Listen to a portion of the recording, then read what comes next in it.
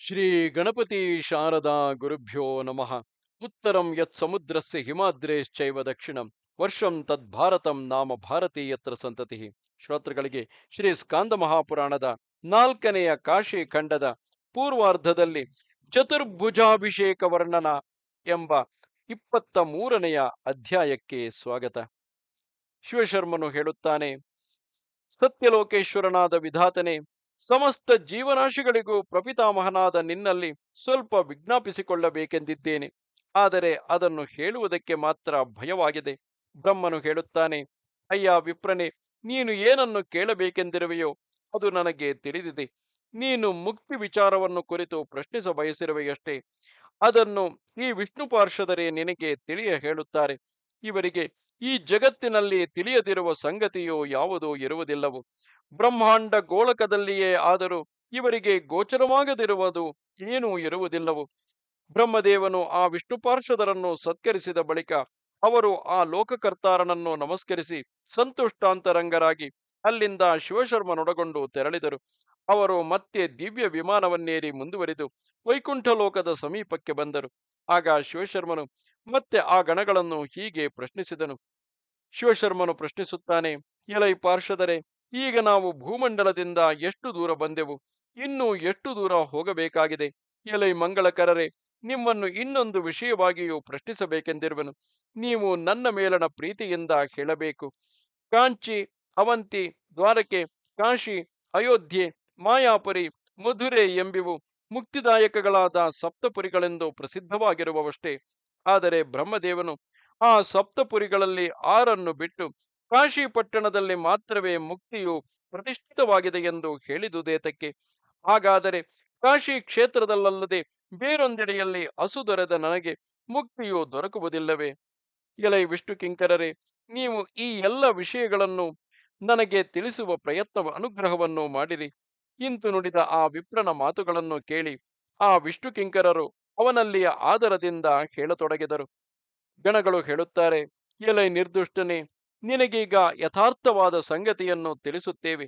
ನೀನು ಕೇಳಿದ ವಿಷಯವನ್ನು ನಾವು ವಿಷ್ಣುವಿನ ಪ್ರಸಾದದಿಂದ ಅರಿತಿರುವೆವು.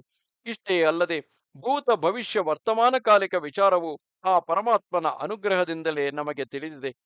ಎಲೈ ವಿಪ್ರನೇ, ಎದುವರೆಗೆ ಈ ಸೂರ್ಯಚಂದ್ರರ ಕಿರಣಗಳು ಪ್ರಸರಿಸಿ ಪ್ರಕಾಶಗೊಳಿಸುತ್ತವೆಯೋ ಅದುವರೆಗೆ ಮಾತ್ರ ಸಮುದ್ರ ಪರ್ವತಾರಣ್ಯ ಪರಿವೃತವಾದ ಭೂಮಿ ಎಂದು ಗೊತ್ತಾಗಿದೆ. ಅಲ್ಲಿಂದ ಮೇಲಕ್ಕೆ ವಿಸ್ತಾರವೂ ಗುಂಡಗೂ ಇರುವ ಈ ಪ್ರದೇಶವೆಲ್ಲವೂ ಆಕಾಶವು. ಇಲ್ಲಿರುವ ಸೂರ್ಯನಿಗೂ ಭೂಮಿಗೂ ನಿಯತ ಯೋಜನಗಳ ದೂರವಿರುವುದು. ಆ ಸೂರ್ಯನಿಗೆ ಮೇಲ್ಭಾಗದಲ್ಲಿ 1,00,000 ಯೋಜನಗಳ ದೂರದಲ್ಲಿ ಚಂದ್ರನು, ಅವನಿಂದ 1,00,000 ಯೋಜನಗಳ ಮೇಲ್ಭಾಗದಲ್ಲಿ ನಕ್ಷತ್ರ ಮಂಡಲವು ಇರುವುದು. ಈ ಉಡುಮಂಡಲಕ್ಕೆ 2,00,000 ಯೋಜನಗಳ ಮೇಲ್ಭಾಗದಲ್ಲಿ ಬುಧನು, ಅಲ್ಲಿಂದ 2,00,000 ಯೋಜನಗಳಲ್ಲಿ ಶುಕ್ರನು, ಅಲ್ಲಿಗೆ 2,00,000 ಯೋಜನಗಳಲ್ಲಿ ಮಂಗಲನು ಇರುವರು. ಮಂಗಲನಿಗೆ 2,00,000 ಯೋಜನಗಳಲ್ಲಿ ಬೃಹಸ್ಪತಿಯು, ಅಲ್ಲಿಂದ 2,00,000 ಯೋಜನಗಳಲ್ಲಿ ಶನಿಯು ಇರುವರು.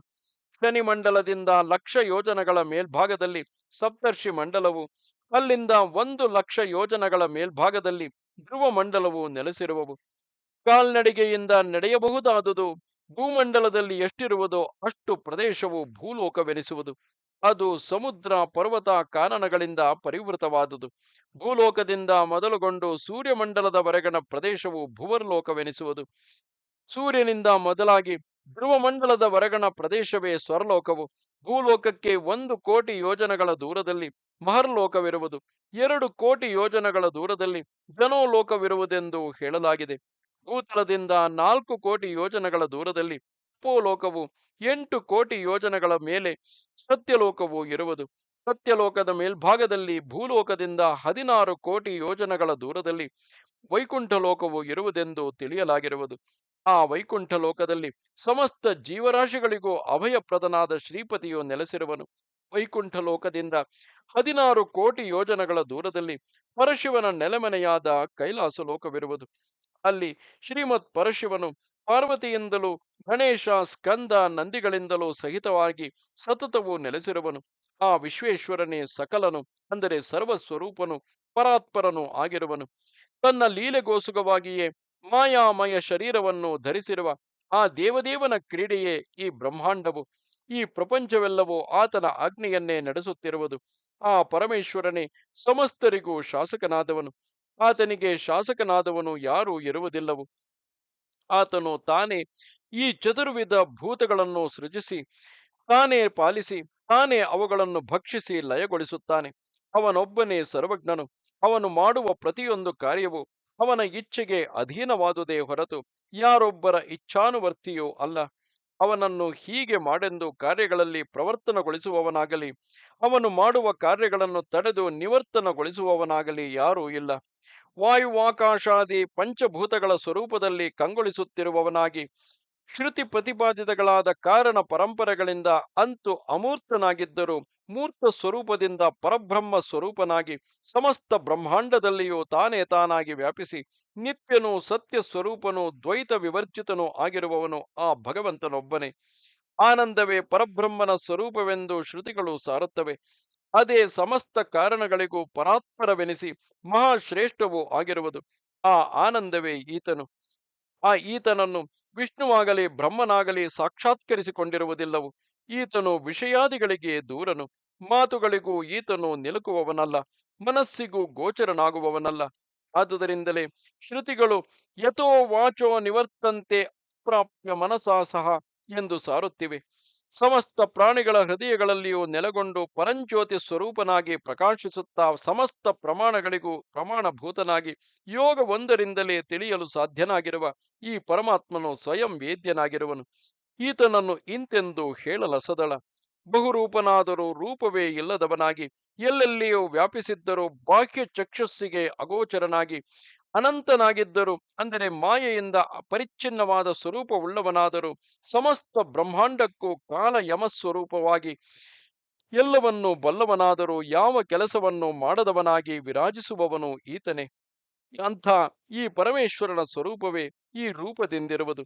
ಚಂದ್ರ ಖಂಡವೇ ಕಿರೀಟವಾಗಿ, ಕಮಾಲ ಶ್ಯಾಮಲವಾದ ಕಂಠವುಳ್ಳದ್ದಾಗಿ, ಜಾಜ್ವಲ್ಯಮಾನವಾಗಿ ಬೆಳಗುತ್ತಿರುವ ಪಾಲನಯನದಿಂದೊಪ್ಪಿ ವಾಮ ಭಾಗದಲ್ಲಿ ಕಂಗೊಳಿಸುತ್ತಿರುವ ಉಮಾದೇವಿಯುಳ್ಳದ್ದಾಗಿ, ಆದಿಶೇಷನನ್ನೇ ಬಾಹುಜಿಗೆಯನ್ನಾಗಿ, ಗಂಗಾ ತರಂಗಗಳ ಸಂಸರ್ಗದಿಂದ ಸತತವೂ ಶುಭ್ರಗೊಳ್ಳುತ್ತಿರುವ ಜಟಾಮಂಡಲದಿಂದ ಶೋಭಿಸಿ, ಮದರನನ್ನು ಸುಟ್ಟ ಭಸ್ಮದಿಂದ ಉದ್ಧೂಳಿತವಾದ ಸಕಲಾವಯವಗಳಿಂದ ಬೆಳಗಿ, ವಿಚಿತ್ರವಾದ ಭುಜಾದಿ ಅವಯವಗಳಲ್ಲಿ ಆಭರಣಗಳಾಗಿ ಧರಿಸಿದ ಮಹಾಸರ್ಪಗಳುಳ್ಳದ್ದಾಗಿ, ಮಹಾವೃಷಭವೆಂಬ ರಥವೇರಿ ಹೋಗುವುದಾಗಿ, ಗಜಾಜಿನವನ್ನುಟ್ಟು ಅಜಗವವೆಂಬ ಅಂದರೆ ಪಿನಾಕವೆಂಬ ಧನುಸ್ಸನ್ನು ಧರಿಸಿ ಪಂಚಮುಖಗಳಿಂದ ಮಂಗಳಕರವಾಗಿ ತೋರುತ್ತಿರುವುದು. ಈ ಮಹಾರೂಪವು ಮಹಾಮೃತ್ಯುವನ್ನು ಬೆದರಿಸುವುದಾಗಿ, ಮಹಾಬಲಿಷ್ಠವಾದ ಭೂತಗಣಗಳಿಂದ ಆವೃತವಾಗಿ, ಶರಣೆಂದು ಬಂದ ಭಕ್ತ ಸಮೂಹಕ್ಕೆ ರಕ್ಷಣೆಯನ್ನು ನೀಡಿ, ನಮಸ್ಕರಿಸಿದ ಸಮಸ್ತರ ಮುಕ್ತಿಲಾಭಕ್ಕೂ ಕಾರಣವಾಗಿ, ಬೇಡಿದ ಭಕ್ತರಿಗೆ ಅವರ ಮನೋರಥದ ಹಾದಿಯನ್ನು ಮೀರಿ ವರಗಳನ್ನು ನೀಡುವುದರಲ್ಲಿಯೇ ಪರಾಯಣವೆನಿಸಿರುವುದು. ಅಯ್ಯ ಬ್ರಾಹ್ಮಣನೇ, ಕೇವಲ ತತ್ವ ಸ್ವರೂಪವಾಗಿ ರೂಪಾತೀತವೆನಿಸಿದ ಸಗುಣ ನಿರ್ಗುಣ ಬ್ರಹ್ಮರೂಪಗಳಿಂದ ಕಂಗೊಳಿಸುತ್ತಾ ಸಂಸಾರ ದುಃಖವನ್ನು ನಾಶಗೊಳಿಸುವುದೆಂಬ ಅನ್ವರ್ಥವಾದ ಅರ್ಥದಿಂದಲೇ ಋತ್ ಸಂಸಾರಂ ತದ್ರಾತಿ ನಾಶಯತಿ ಇತಿ ರುದ್ರಃ. ಸರ್ವವ್ಯಾಪಕನಾದ ಈ ಪರಮೇಶ್ವರನು ಪ್ರತಿಷ್ಠಿತನಾಗಿರುವನು. ನಿರಾಕಾರನಾದರೂ ಸಾಕಾರನಾಗಿರುವವನು ಈ ಶಿವನು. ಇವನೇ ಸಮಸ್ತ ಜೀವರಾಶಿಗಳ ಭುಕ್ತಿ ಮುಕ್ತಿಗಳಿಗೆ ಆದಿಕಾರಣ ಸ್ವರೂಪನು. ಈ ಶಿವನಿಗಿಂತಲೂ ಮೋಕ್ಷಪ್ರದಾಯಕನೆನಿಸಿದವನು ಬೇರೊಬ್ಬನಾವನೂ ಇಲ್ಲ.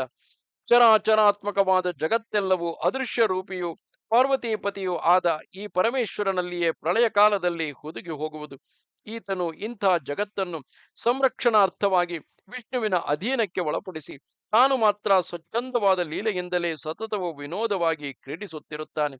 ಶಿವನೆಂತೋ ವಿಷ್ಣುವು ಅಂತೆಯೇ, ವಿಷ್ಣುವೆಂತೋ ಶಿವನು ಅಂತೆಯೇ. ಈ ಶಿವ ವಿಷ್ಣುಗಳಿಗೆ ಸ್ವಲ್ಪವೂ ಅಂತರವಿರುವುದಿಲ್ಲ. ಅಯ್ಯ ವಿಪ್ರನೇ, ಪೂರ್ವದಲ್ಲಿ ಈ ಪರಮೇಶ್ವರನು ಮಹಾವಿಷ್ಣುವಿಗೆ ಸಮಸ್ತ ಬ್ರಹ್ಮಾಂಡ ರಾಜ್ಯ ಸಿಂಹಾಸನವಿತ್ತು ಪಟ್ಟಾಭಿಷೇಕ ಮಹೋತ್ಸವವನ್ನು ಆಗಗೊಳಿಸಿರುವನು. ಒಮ್ಮೆ ಈತನು ಬ್ರಹ್ಮಾದಿ ಸಮಸ್ತ ದೇವತಾ ಗಣಗಳನ್ನು ವಿದ್ಯಾಧರ ಉರಗ ಸಿದ್ಧ ಗಂಧರ್ವ ಚಾರಣರನ್ನು ಆಹ್ವಾನಿಸಿ ತನ್ನ ಸಿಂಹಾಸನಕ್ಕೆ ಅನುಗುಣವಾದ ಮಂಗಳಕರವಾದ ಬೇರೊಂದು ಸಿಂಹಾಸನವನ್ನು ನಿರ್ಮಿಸಿ ಆ ಮಹಾವಿಷ್ಣುವನ್ನು ಅದರ ಮೇಲೆ ಕುಳ್ಳಿರಿಸಿದನು. ಮೃದುವಾದ ತೆಳ್ಳನೆಯ ಧವಳಾಂಬರದಿಂದ ಸೊಗಸುಗೊಂಡು ಕೋಟಿ ಶಲಾಕೆಗಳಿಂದೊಪ್ಪಿ ಕ್ರೂರ ಮುತ್ತುಗಳ ಮಾಲೆಗಳಿಂದ ಕಂಗೊಳಿಸಿ ರತ್ನ ದಂಡ ಸಮನ್ವಿತವಾಗಿ ಮೇಲ್ಭಾಗದಲ್ಲಿ ವಿಚಿತ್ರವಾದ ಕಳಶದಿಂದ ವಿರಾಜಿಸುತ್ತಾ ಸರ್ವರತ್ನಮಯವಾಗಿ ಸಹಸ್ರ ಯೋಜನಗಳ ಅಗಲವಿರುವ ವಿಶ್ವಕರ್ಮನು ಸ್ವಂತವಾಗಿ ನಿರ್ಮಿಸಿದ ಮನೋಹರವಾದ ಶ್ವೇತ ಛತ್ರದಿಂದ ಆ ಸಿಂಹಾಸನವನ್ನು ಅಲಂಕರಿಸಿದನು. ಸೂತ್ರಗಳನ್ನೊಳಗೊಂಡು ಬಹು ರಮಣೀಯವಾಗಿ ಕಂಗೊಳಿಸುವ ಚಾಮರಗಳನ್ನು ಅದಕ್ಕೆ ಅಳವಡಿಸಿದನು. ಪಟ್ಟ ಸೂತ್ರಗಳನ್ನೊಳಗೊಂಡು ಬಹು ರಮಣೀಯವಾಗಿ ಕಂಗೊಳಿಸುವ ಚಾಮರಗಳನ್ನು ಅದಕ್ಕೆ ಅಳವಡಿಸಿದನು.